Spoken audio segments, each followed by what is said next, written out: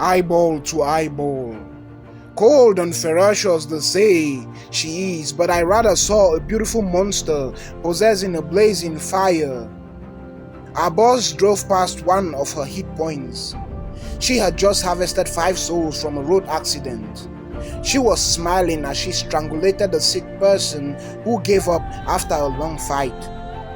Raising up her head to catch a glimpse of who was watching, our eyes collided and I looked deep, eyeball to eyeball, and didn't blink.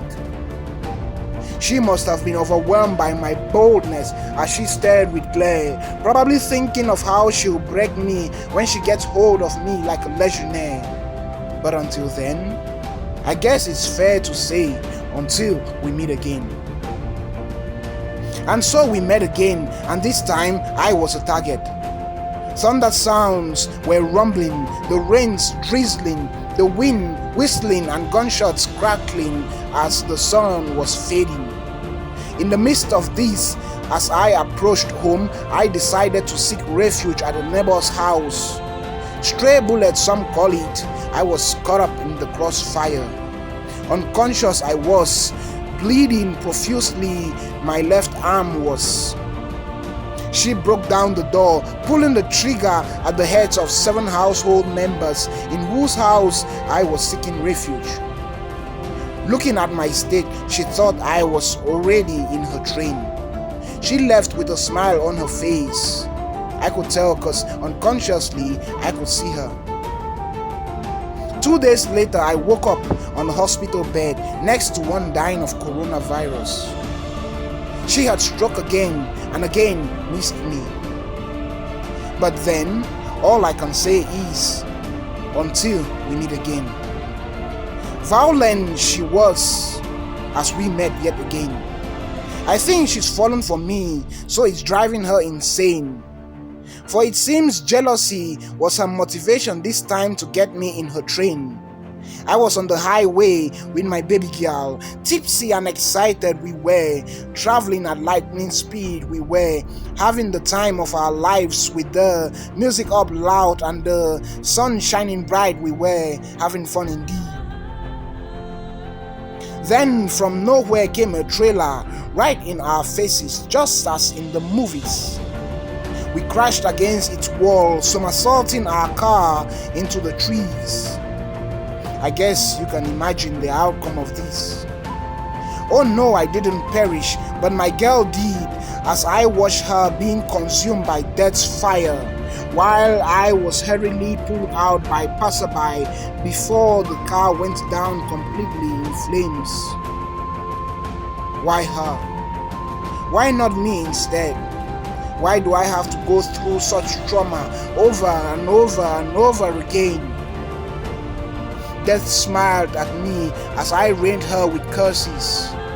I realized this rather made her happy. So looking deep into her eyes, eyeball to eyeball, I said, until we meet again. Cock, cock, cock, I heard the knock on the door. Who was it? I pondered as I opened the door. Delilah it was at the door. But why? I thought we had ended things long ago. Oh no, I come in peace, or should I go? She looked unusually very sexy. How could I tell her to go? Something wasn't right though.